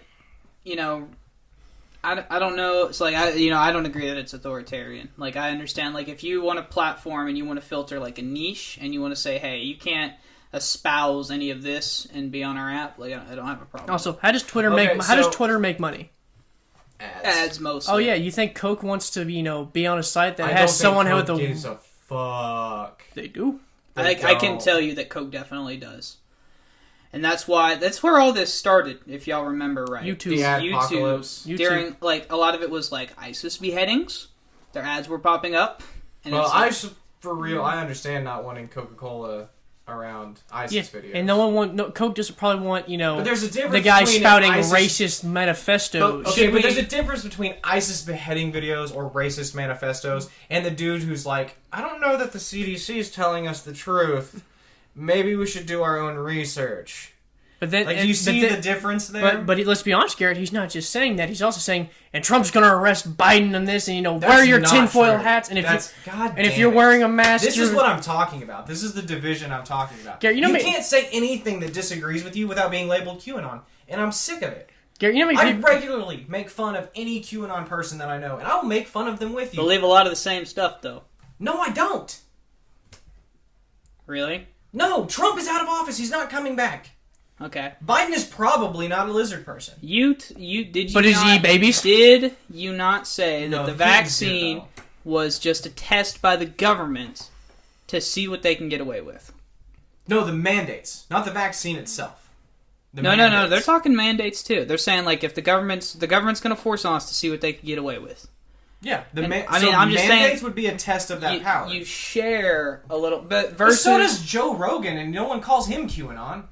Because he's high all the time. He's probably, those are just high thoughts. But, and some people do call him a crazy right-winger. I don't think he is. I think he's a pretty, moderate liberal. But don't compare me to QAnon. You guys know I'm not a fucking crazy person. I just have differing opinions. So do QAnon people. They're just different opinions. No. If you think that Donald Trump is coming back, and this is the 5th time they've given you a date, and they've been wrong every time, you're fucking retarded. There are some people who believed that exact thing, that Donald Trump was going to win until Joe Biden was sworn in. And those people on Facebook were posting that. So some people were on board with the whole, Trump can sue the states. Why wouldn't he sue the states? And it's like, well, we kind of have these things called precedents and norms. You usually, and he said, if it's by this many states and this many votes, we typically just say, congratulations, I ran a well campaign, good luck. And roughly 45% of the country said, no, I think that he should just fight to stay in power anyway. We heard it. No. What did Mitch McConnell say? You are not going to lump 45% of Republicans into QAnon. This is another... God damn it. I would say... So, Mitch McConnell himself said he's owed his day in court. He is. He's entitled to sue whoever he wants to sue. Right, and all I'm saying is that's not a power grab? That's not a power grab. That's not at all... Following legal processes is a power grab? Whenever you're doing it, Garrett, if you lose by 60, are you really going to sue the refs? If Biden had done it, if Biden had lost and then sued the states to find... Yes. Yeah, it's authoritarian. It's an authoritarian power grab, and let me tell you why. Because even Hillary Clinton conceded the next day. If there was ever a woman that was going to fight for power and make it last... Who's that crazy bitch? It would have been her. That's who Trump lost the authoritarian range to me. You know, he lost it to Hillary Clinton. And that's a pretty low bar. I guess high bar. Yeah, she has people killed to stay in power. Yeah, think about that. She's killed people. Epstein didn't kill himself. Never forget. Never forget. Take the deck. Hit the deck. Hit the deck. But why do you have a red dot on your forehead? But he got married in India. To be honest with you, I don't think it was ever about, you know, I don't think he ever legitimately thought that he was cheated. I think he just wanted power anyway. You know, to me, like, I saw this as an authoritarian power grab, and I saw people who I thought, in power, people who I thought in power who were decent, and they would kind of be like, no, this isn't right, and they kind of just let it happen. How is demanding a recount authoritarian? Because it was never about the recount, Garrett. Because it was about staying in power, regardless of whether or not he was right or wrong. It was about staying. There's a difference between what Al Gore did about Trump, right? So when I say it's authoritarian for Biden to be considering mask mandates, you say it's not authoritarian because you trust his motivations. I do think that the motives are different. I think that is an aspect to it. No, you said that there's a... But even Trump did mask mandates. So, Garrett, there's a difference when Al Gore did his recount in just Florida. Trump was trying to do it for a bunch of states. No, it was closer election that time anyway. They would have had to... Al Gore. That's what I'm saying. Yeah, Al That's Gore what I'm was just saying. one state it's like, all right, between 500 votes. You lost by 60 points. Are you really going to start suing the refs for those 60? No, you just take the loss and go home. And that's what I'm saying. I think it would. I think it would personally have helped the divide that you're talking about. Thrown such a bitch fit. Even if it had been one state and he went to sue him, everyone would have thrown the same amount of bitch fit. They're just probably, especially if it was bullshit. But so assuming that, I think it would have been better for the divide, like you're saying. Would it not have been better if he'd have just said, "Hey, I lost. Good luck, Joe." And then maybe after that, he can just go and he can just rant about how terrible a job he's doing and how he should have won. I don't have a problem with that. You know? I think Twitter would have kicked him off anyway. Because they wanted to kick him off for a long time, and they just couldn't. They're like, I don't know, man. Well, we can't kick off the president. As far as I'm concerned, Twitter owes Trump a dividend. He made that app what it is. He gave them the eyeballs that they otherwise wouldn't have. That's another thing too. So, again, Iranian dictator has a Twitter account, and you kicked off the president of the United States. I'm game with kicking off the Iranian dictator. Where he's you're talking about the one where he's talking about blow up Israel, right? Yeah, Garrett, no problem with that. Let's kick But they off. don't. Garrett, big thing though, former president. So again, do you see? Okay, yeah, former president, definitely former president. Hopefully, never runs again, and we can just put all this. DeSantis. Yeah. DeSantis, maybe. He's copying a lot of the model. I want him desperately to stop because I really think that he's an honest guy. But if he develops the platform, I'm just like, I'm saying Trump got an ego trip when he saw all the QAnon people sucking his cuckle, and he said, "You know what? I bet I can get away with this." He still hasn't conceded, which to me is. Did you blow your head off? It's just mind blowing to me that he's not ever going to be conceded. No, I don't think he's going to either. Garrett, he lives in his own Trump land. But, I mean, you don't think it would have been better at all if he would have? I mean, I guess it could have been better. Okay. I don't know. Because the division has been growing a lot. It's always stayed the same. Would you say it probably hurt the route he chose? Kind of for political division, deep into the divide. So I think before January 6th, a lot of people were already feeling like, okay, something's not right here. Garrett, whether or not that's justified, I'm just saying. I think a lot of people were already feeling like they got gypped, and I wonder why. Because it happens anytime your guy loses. I don't think so. It does. I don't think many people said that Trump stole. Literally, did things crooked. Just a 4-year investigation about how the Russians planted Trump and helped him win the election. Yeah, so they thought that there was Russian metal. Are you fucking shitting me? Why they definitely thought that, it was stolen. I can remember stolen by the Russians, but they didn't think that... Oh my god. No, why? I had a lot of Democrats during high school thought Trump stole the election from Hillary. With the help of the Russians. Yeah, so the Russians posted memes on Facebook. I don't really care about that. But I'm just saying, don't pretend that this division But what was the not... important thing? Did Hillary concede? No, not for 3 years. The day after, actually. Not for 3 years. I watched it. She It was still the said next that day. without Russian meddling, she'd have won the election. That's not concession. Okay, so here's what matters. Is that you get to decide what matters then. After the election, the same day, they called all the states. She went out on stage, and she said, Donald Trump, good luck. I concede. This has been a well-run. She did a little spiel.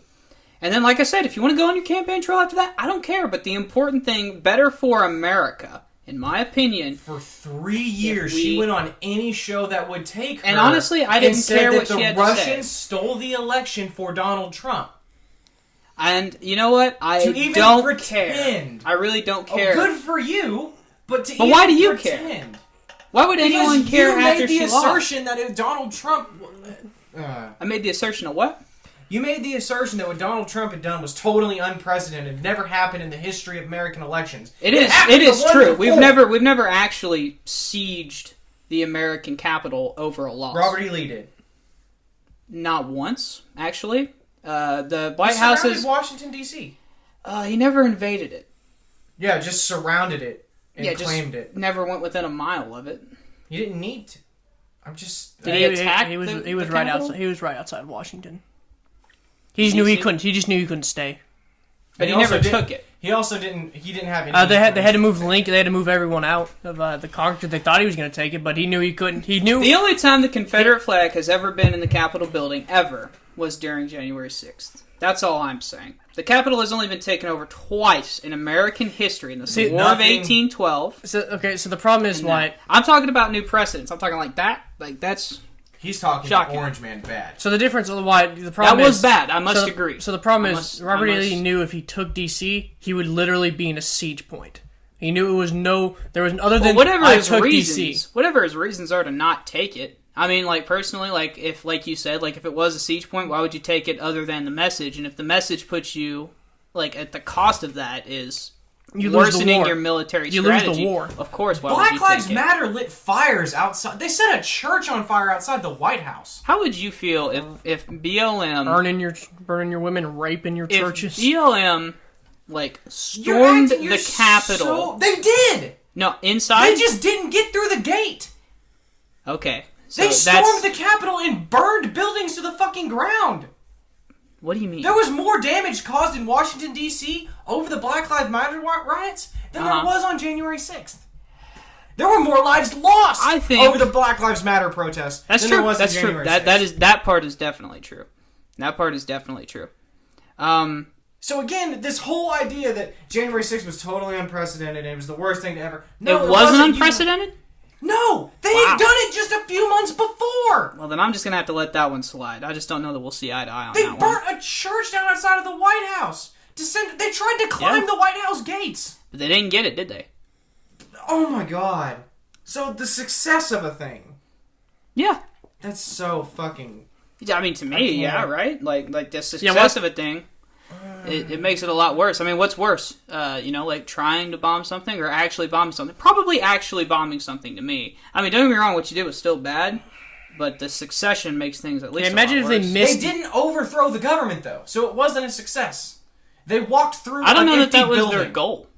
I don't know that was their goal. Then what was their fucking goal? Well, they had zip ties demanding to know where Nancy Pelosi was. I don't know, Garrett, if you knew it or not, but that doesn't sound like a good sign to me. Okay, that's fine. I'm not saying January 6th was okay. I'm just saying... It's not unprecedented. Like all the outrage that happens for January 6th. I'm saying if it would have gone to plan, Nancy Pelosi's probably dead. Zip tie handcuffs, demanding to know where Nancy Pelosi is. Now is that the dude that got the Senate? Is that the dude that got How the fuck did they come in looking for Nancy Pelosi? I don't fucking know what nut job's looking for, Garrett, but I know that's what they conquered the whole building. Yeah, but the Senate was in session. Right. So these was the people House. are just idiots. Huh? Yeah. Because they stormed the Senate. They are idiots. I'll grant you that. They took down an American flag and put a Trump flag on there. Yeah, see, that's bad. These are insurgents. These are terrorists. So, oh my god. Oh, so is Black Lives. Not all of Black Lives Matter's terrorists. The ones who riot are. Yeah, I'd Now agree. say that about January 6th. Well, all of them. 40,000 protesters. All of them roughly stormed the camp. No. 2,000 stormed the Capitol. But all of BLM? Yeah, you always. Anyone who lit a fire or threw a brick. Okay. And you wouldn't admit Or that is- or is that's a okay with minority. that being done. And how many So people that are okay 40,000 with was that? okay if that 2,000 stormed the Capitol. No, probably not. Well, They considering were. Almost I think certainly I can not, 'cause they find the started poll. leaving. I can find the poll, but I think like 55% of Republicans supported the storming of the Capitol. That's bullshit. There's no there's no fucking way. I If can that- find if that it. is a poll, I want to see who they polled. I don't know. It that's a probably load of shit. would not matter to you. That is a I don't think it load would of matter. shit. But I have not found. I live in a totally red state, and I have not found a single Republican. I know tons actually. Yeah. Okay. I know. Yeah, tons. they are like nut jobs. I've talked to them. Because, I mean, you can't, honestly, in Oklahoma, you can't go your life without not meeting a Republican. And some of them are a little bit on the wacky side because they're people, you know? People are wacky. People are wacky. And some of these people are like, honestly, it's a good thing. And I'm like, oh, jeez, I don't know about that one. It's usually at that point I start talking about football. Because at that point, there's a wall you just can't breach. Yeah. But That's just the Capitol wall. if it is the Capitol wall, then they will try. You don't think at all that was authoritarian, though? What? At all Like what Trump did what? November post at all? I don't find it to be authoritarian, no. Okay, but mask mandates, those are authoritarian. Yes. Okay. And Twitter is authoritarian. What else is authoritarian? Well, Twitter's not necessarily It's only authoritarian because the government has their fingers in it now. Okay. But it wasn't authoritarian when y'all were complaining about it like 4 years ago.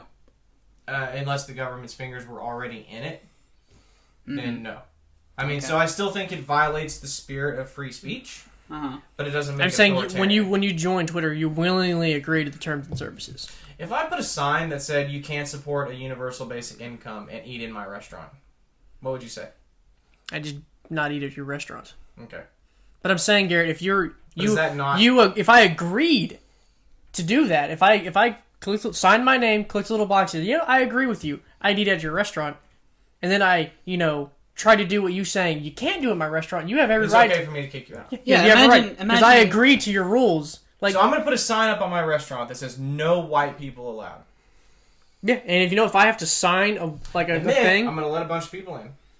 And I'm only going to kick out Well, no, that the one white is people bad. that I like. And that one is because you violate a protected class. So the protected class would be by So, Garrett, race. Politics isn't a Garrett, protected Garrett, class, you know is why it? in basketball you can't clothesline someone and I not don't get think so. thrown out of the We should game? make politics a protected class. You can't discriminate someone based on their politics. I think you can. For the extreme Why? examples is why. Yeah, But there are extreme examples of everything. Like, Right? yeah, it's equal. so you can't discriminate based on religion. Right. But there are extreme religions. Right? So But you can't call that religion extreme because there's very a finite. yes, you can. No, So no, religious discrimination, I don't think we quite understand what that means. That's saying if you have a position for a Baptist pastor, if you turn down like a imam or a rabbi, it's like, well, actually you have to be kind of bought into the whole Baptist thing. You have to be Baptist to be That's a the Baptist protected preacher. class thing. And who decides what is and what isn't and where that's acceptable? Well, the courts do. I'm saying, So- Garrett, just like in basketball, you can't clothesline a guy and stay in the game. You can't. Are you sure? Now, maybe back in the 50s you could. No, it's a foul. I'm just saying you probably stay in the game if you make it No. look like an accident. No. Yeah, you get away with a few times. But I mean, eventually like- they're gonna kick like- you out. The Like- third clothesline, they're throwing The the third look, racial thing you say on Twitter, is- they're gonna be like, all right, you gotta go. Is no shirt, no shoes, no service technically an infringement on my freedom? I mean, I guess in the ultimate sense it is.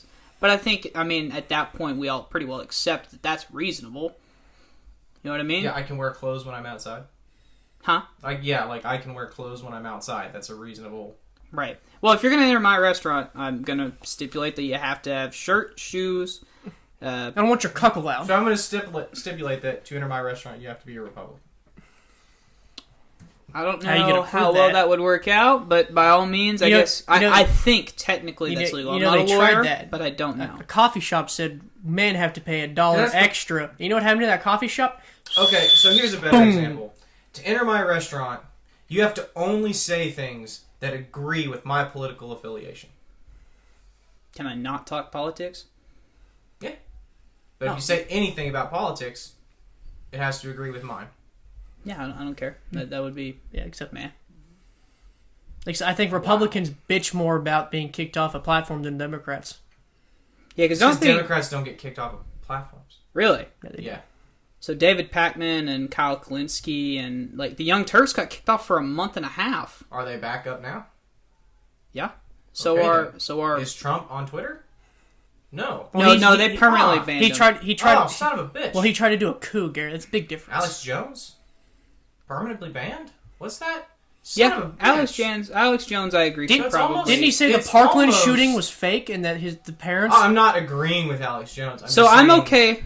Like Nick said. With that being said, I understand that that's a real danger, and that kick him off. I understand. But again, there are legitimate dictators on Twitter. Then let's kick them off too. So at least if they kick them off too, it'd be intellectually consistent. Uh-huh. But it's not. The point is, they found more of a problem with Alex Jones than they do about saying blow up Israel. A lot of that has to do with reach. Okay. God damn it. You disagree? No, there's just no... Okay. Wrapping up thoughts on totalitarianism. Or do you guys have more to say? It's been the same. Nothing has changed. We've been in this hole. Well, here's an interesting one, and this will be the last few minutes of the podcast, but do we see Nick go with the assumption that we're kind of heading more totalitarian? Just with the technology increases that we'll develop and stuff like that, okay? Okay. So, assuming that, how can we stop it?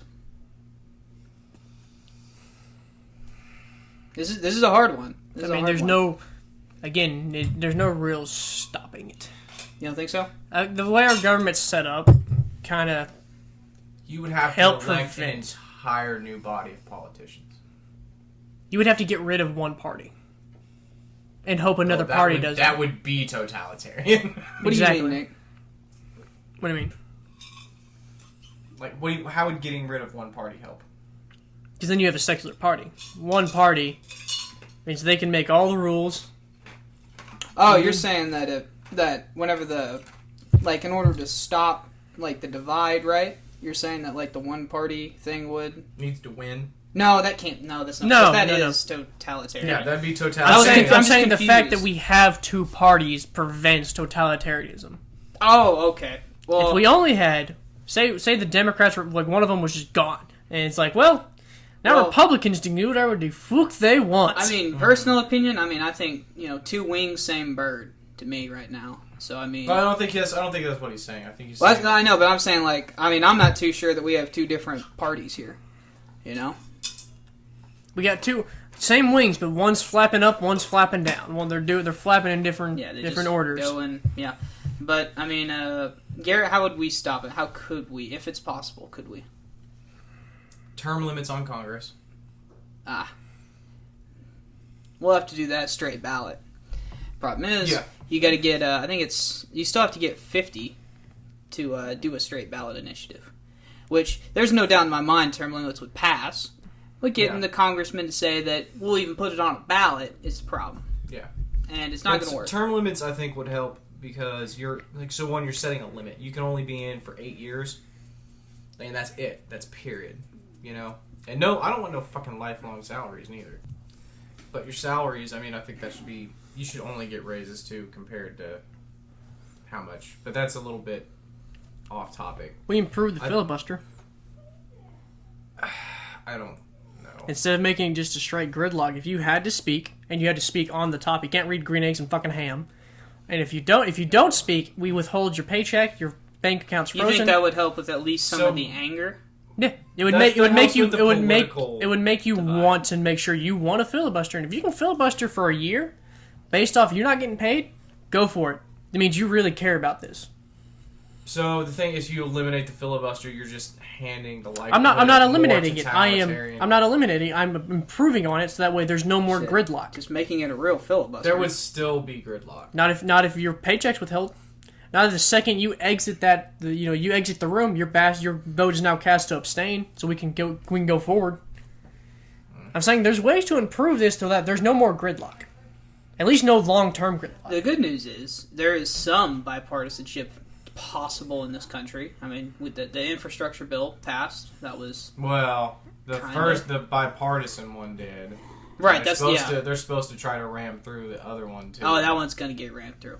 That one's not gonna be partisan or bipartisan. Not a chance. But which doesn't make any sense. If as a Republican, why would you vote for the bipartisan one if you know they're gonna ram through the other one anyway?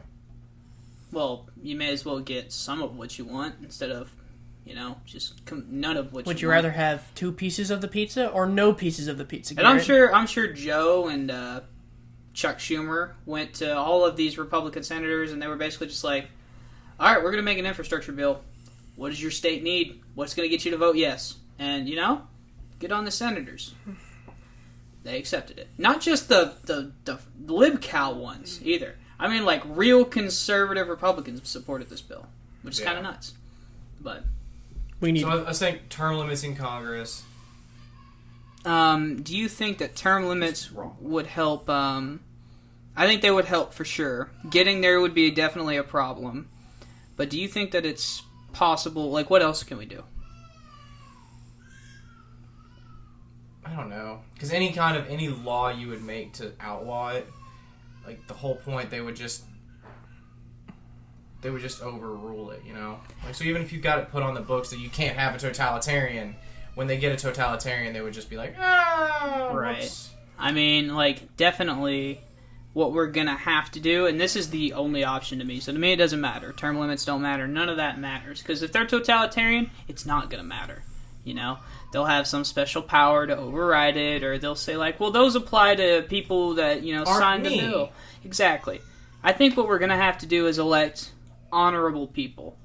And that sucks for people to hear, because sometimes the more honorable person isn't who your ideology subscribes to. But a lot of people will forego that if it means their ideas are getting pushed. And I understand that to a certain extent, but at some point, how much are you willing to push your side at the expense of... no offense, most people would in this state would just vote Republican, even if that Republican had no view, like they don't share any views, just despite the Democrats. Right, so, and I think that works both ways. I mean, we're a pretty partisan country. I think that if we voted on, say, like, somebody's morals, that would be a much better system of government than necessarily just the one who is the most sort of popular, because at that point it's who's got the best soundbite. How about this? How about who can you trust with power? That's who you should vote in. No one. Well, we have to have somebody in power. We can't have anarchy. So if we're going to have somebody in power, it may as well be someone we can trust. Like Washington, like George Washington. I mean, like, that's an honorable guy. I can trust giving him power, There are a couple we've had that I've been like, I wouldn't trust you with my golf clubs for a weekend, let alone the presidency, Hillary Clinton would have come back with blood on the golf clubs. Yep. But, I don't know. The problem is, when you're voting for someone who's been in power, like whether they're wealthy, whether they've been a politician all their life, it's not whether they're moral, it's whether they appear to be moral. I think Hillary Clinton's never got caught.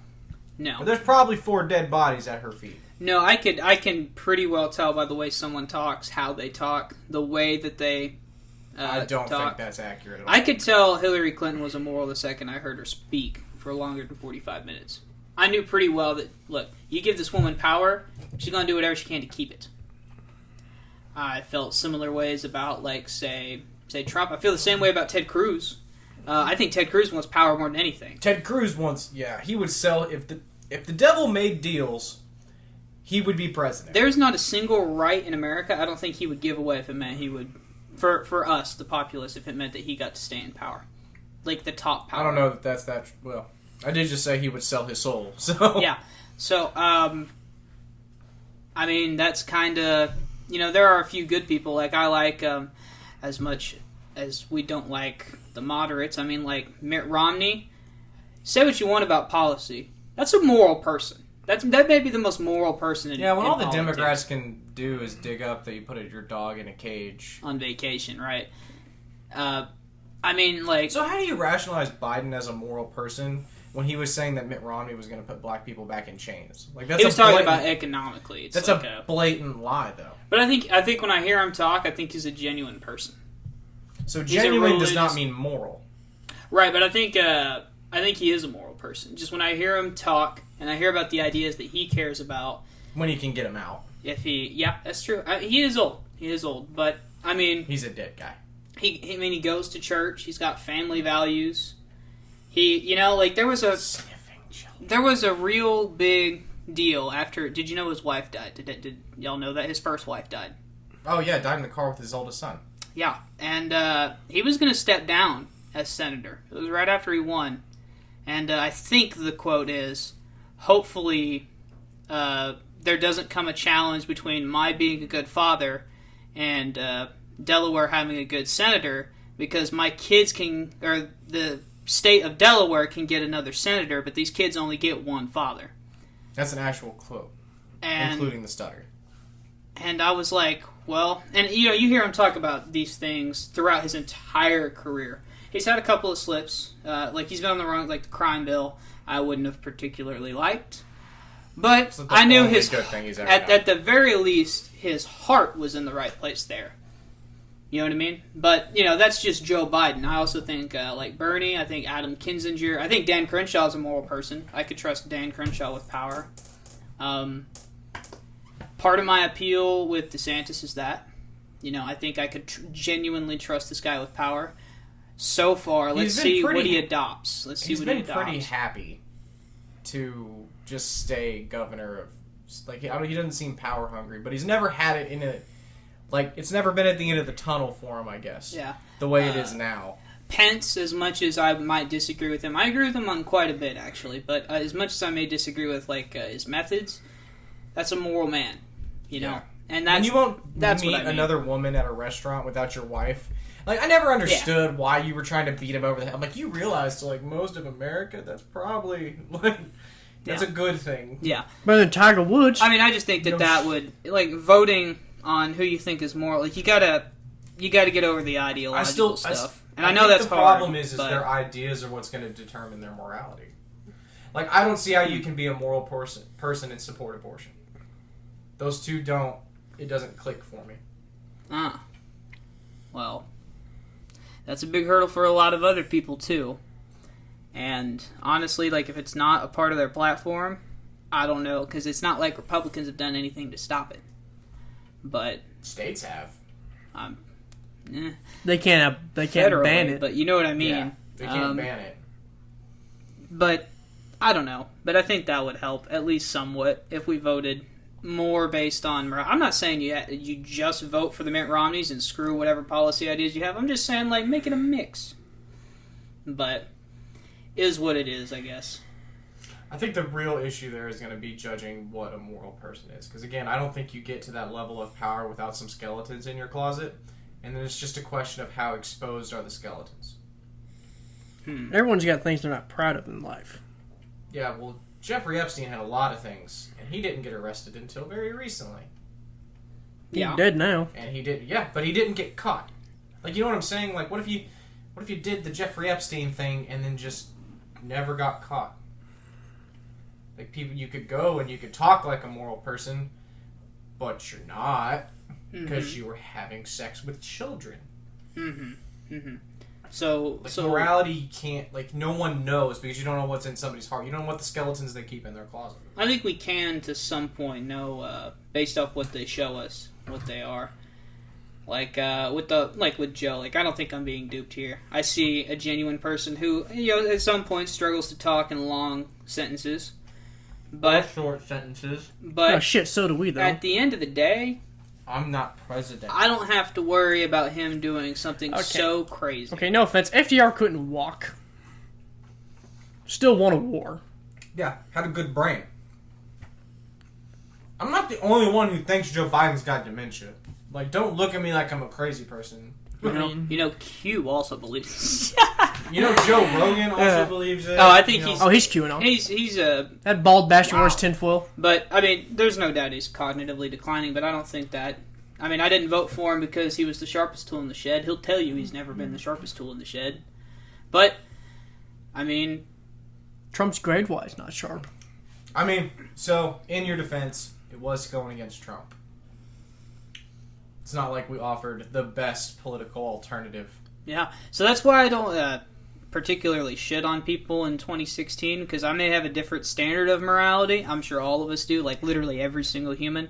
And I don't see how, and I do understand how someone can look at Hillary and Trump, and they can go either way. I understand that one. I did not understand... Two egomaniacs. I didn't understand the one after, but that's fair, I guess, you know? Not everyone has to have the same ideas as me. So, but... Alright, any rounding thoughts on Totalitarian? Do we think we're heading there, boys? I do. I don't think so. I think...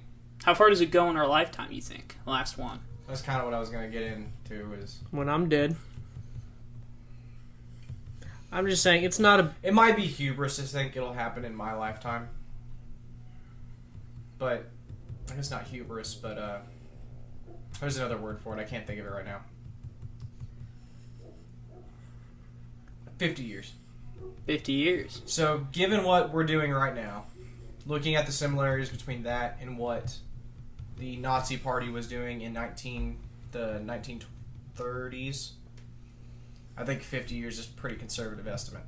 I have faith. I don't think we're getting there. I have zero faith. Yeah. I have zero faith. In like, almost anybody. I have, like, if you were asked, like, do a faith fall or that trust fall, I could do it with you guys. I could do it with my wife. I wouldn't. I'd drop your ass. I have a good laugh. Hey, I'd like to watch people... I think I would, in generally, trust the strangers. No. But that's just a different way. No, you dropped me the We first like time people, we throwing you know? hands. But no, I don't think so. Alright, that has been it. Good podcast? Yeah. Alright, well, we'll stock talk up on to... ammo and rations. I went to a gun show matter. today. Ammo's like $115. It won't matter. It will matter. Nope. Hey, 10 Warthog, Garrett. You got a 12 gauge up there. Ask Let's see what Winston. you can do. Oh, that's right. We don't need guns because they have nukes. Yeah. Don't know much. That was a quote from Biden. Ask Winston how that worked out. Alright, but this has been the Refined Peasants. Hey guys, thanks for listening. Don't forget to like, comment, subscribe, hit that little notification bell in the corner, and be sure to let us know if you guys have any ideas for what you want to see from us next. We're a new upcoming podcast. Share it with your friends if you're confident.